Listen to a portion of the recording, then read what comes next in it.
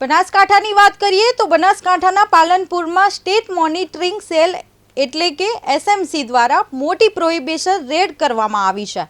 પાલનપુરના aroma circle પાસે આવેલી aroma Arihant private limited ખાતે દરોડા દરમિયાન વિદેશી દારૂનો જથ્થો ઝડપાયો છે। એસએમસી પીએસઆઈ એસજી અનુરકરનો નેતૃત્વમાં કરવામાં આવેલી કાર્યવાહીમાં કુલ 2338 બોટલ આઈએમએફએલ અને ઇમ્પોર્ટેડ ફોરેન લિકર કબજે કરવામાં આવ્યું છે, જેની અંદાજિત કિંમત લગભગ 10 લાખ રૂપિયા ગણવામાં આવી રહી છે।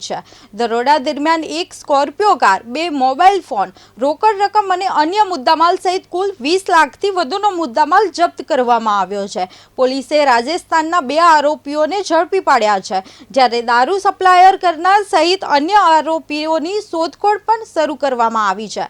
પ્રાથમિક તપાસમાં બહાર આવ્યું છે કે ઝડપાયેલા દારૂ રાજસ્થાનથી અલગ અલગ ડિસ્ટિલરીમાંથી લાવવામાં આવ્યો હતો અને ગુજરાતમાં સપ્લાય થવાનો હતો।